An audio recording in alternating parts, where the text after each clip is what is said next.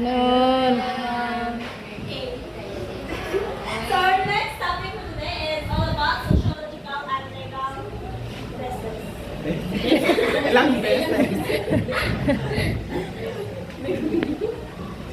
Okay, please read the lesson objectives. At the end of this lesson, students will be able to understand sociological basis of school-community partnership, identify the legal basis supporting school-community partnership, recognize the importance of collaboration between schools and communities.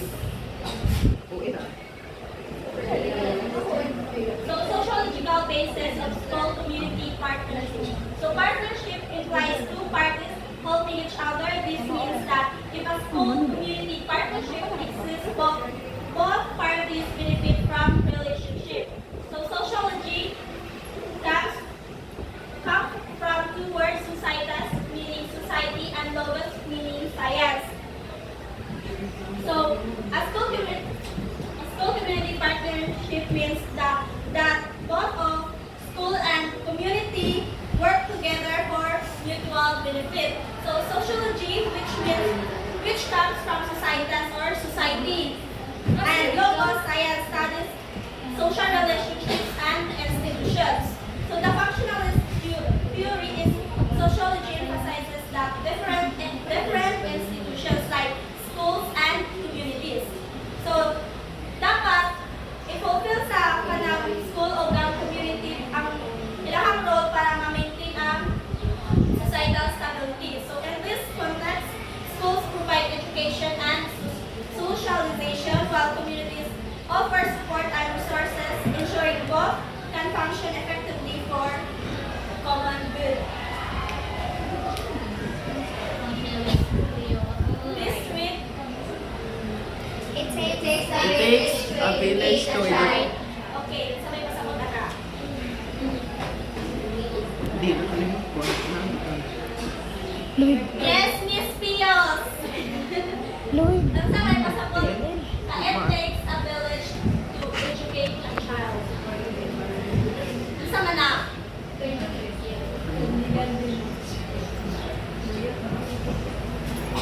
Kanang i-highlight ko.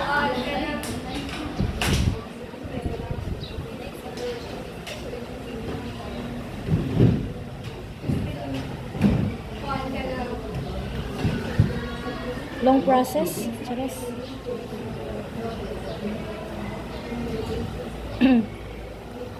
So, ang mga kanang neighbors, teachers, or coaches is less like kanang, ay, kanang sila ang murag kanang, murag role model para sa future, sila ang murag, hinungdan ito para or unsay kanang future sila. Okay, thank you, Miss Pia. So, the saying it takes a village to educate a child highlights that the idea that a child's education is not solely the responsibility of teachers and parents but involves the entire community. So this reflects the concept of total education where various influences such as neighbors, teachers, coaches, and church leaders will have an effect on who the child will be in the future.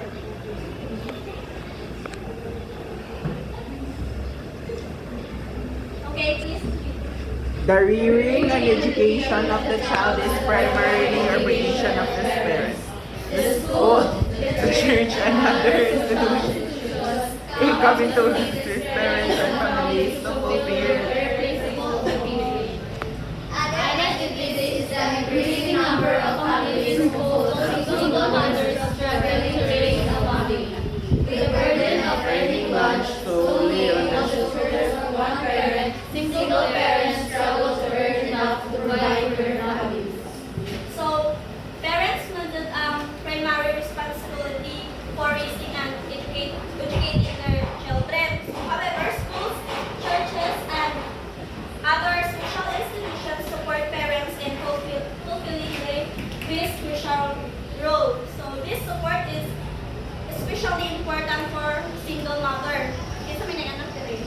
Wala. Si Loy.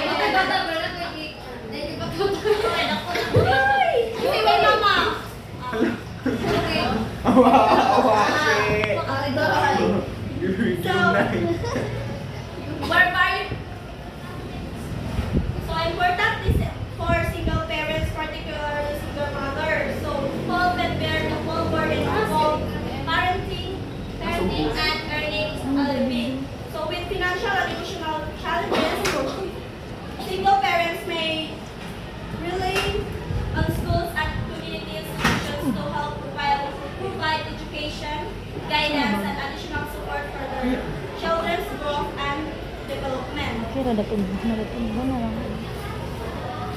So this is not to mention the negative effect of uncontrolled and unregulated use of technology on the young. So while the technology has brought a lot of convenience, its uncontrolled, unregulated use by the tech-savvy kids expose these kids to all sorts of information not necessarily favorable for development. So parental involvement in children's education, both at home and schools, plays a crucial role in their success. So when families, schools, and social institutions collaborate, they create a strong support system that helps and guide Kapatid. support and life skills, ultimately shaping them into responsible and well-rounded individuals.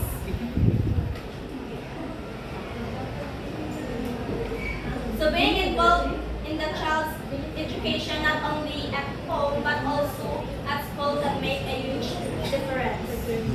So families, schools, and other social institutions need to work together to save the youth. Sakto? Yes, dahil ang kabataan ang Pag-asa ng bayan. Pag-asa ng Carmen Bucol. So now let's proceed to legal basis of school-community partnership. History is oldest school. The birthday girl. It is no wonder why even our law supports school community partnership. RA 9155, Governance of Basic Education Act, Section E, Or E or 10, explicitly states that one year responsibility of school head is establishing school and community networks and encouraging the active participation of teachers' organizations, non-academic personnel of public schools, and parents, teachers, community, associations. Okay, so the legal basis of community partnership is supported by Republic Act 9155. So also known as the Governance of Education, Basic Education Act. In Section E or 10, the law emphasizes that schools, kids are responsible for building strong networks between school and the community. So this includes involving teachers, non-academic school personnel, parents, and community organizations in a school. Strict ka. For example, ano kay katong kay nga may Heidi ganiha katong brigada eskwela, di ba? Kinsa man pa kasuway brigada ni Kasaling pa mo sa iyong mama. Awa, agad si Shire.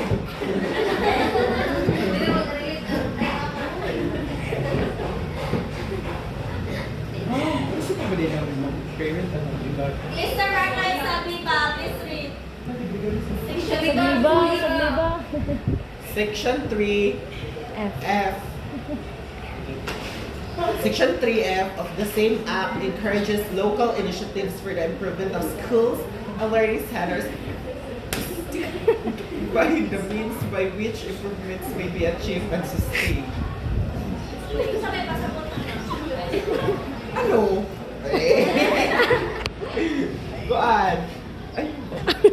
Kanang local schools or such as kanang primary and secondary schools are narigamot nito silang mubarog mutindog. Nagkamot sila by their own para for the sake of course, for the students to be the, yes. Okay, please give a round of applause for Marlon. Okay, so section 3 or F, kain mo ang nag-support sa local initiatives to improve schools and learning centers. So it highlights that communities play a vital role in sustaining these improvements. So this means that schools should not work alone. So di ba na namakuha ng school kuha ang Community. wide community. So they need the help of local stakeholders such as parents, community leaders, and organizations to create lasting positive changes in education. So by encouraging education, encouraging local participation, the law ensures that schools receive continuous support for better learning environment and support and student success. Bigla kang sumaksis. Pero step by step. Bago ka. So section 7 states that every educational institution shall provide for the establishment of appropriate bodies through which the members of the educational community may discuss relevant issues and communicate information and suggestions for assistance and support for the school and for the promotion of their common interests. So representatives from each subgroup of the educational community shall sit and participate in these bodies. The rules and procedures of which must be provided by them and should be published.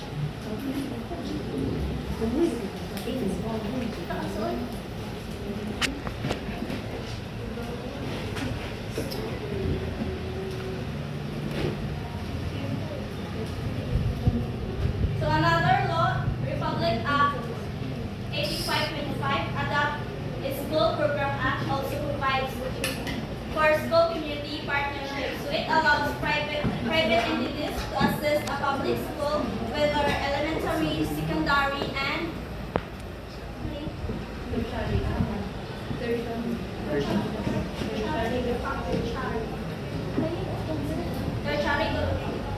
So but not limited to the following areas: staff and faculty development for training and further education, construction, publications, upgrading of the existing further education, guns,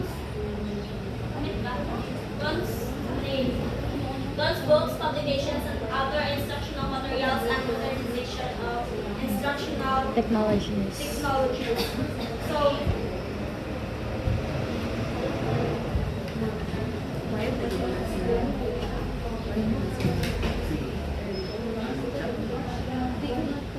So example lang kay if kanang tindahay na ay isa ka company magkuan o kanang maghatag dito og free nga mga laptop sa eskwelahan or mga computer. Kana bang mag-donate? Diba na stay mag-donate? Yes. May pag-donate, mag-gamit yung mga TV. So everything, this Kaya mas pinagala naman. of all EFA 2015 plan. Generation program of reforms That aim to improve the quality of basic education for every Filipino by end 2015. likewise States. Schools shall continue to harness local resources and facilitate involvement of improvement process. every Friday.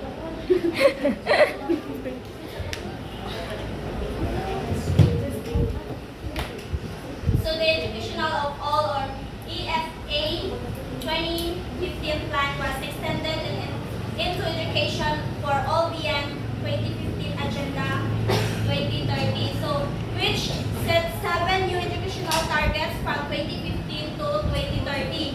So this agenda emphasizes the needs for strong school community partnerships to achieve educational goals. So Dr. Kiam Tang, UNESCO's Director General for Education, stated that Agenda 2030 not succeed collaboration between schools and communities.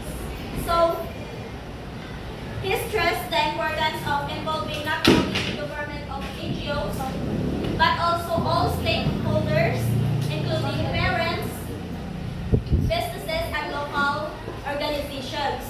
So, this highlights the idea that education is a shared responsibility requiring collective efforts to improve learning and ensure equal opportunities for all. So,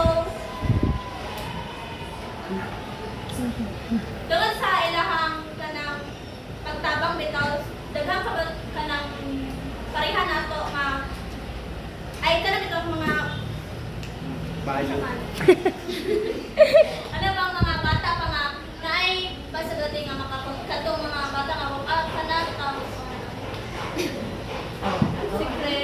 secret kintahay galisod kintahay dati makatadon og eskwela sa mga kanto nga mga matabangan mga difficult Mahihirap ba? Difficult. Mga dip. Education for All 2015 plan was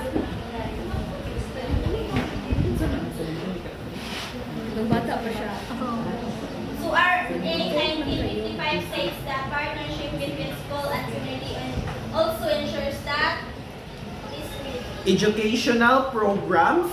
Projects and service take into account the interests of all members of the community. or section 3 D.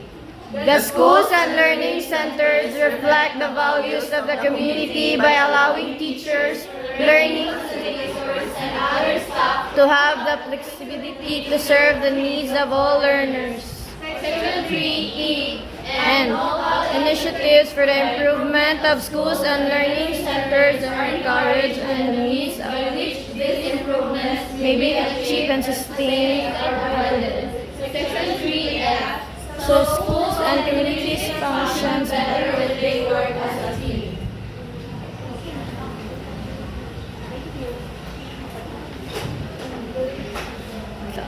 Okay. so that's all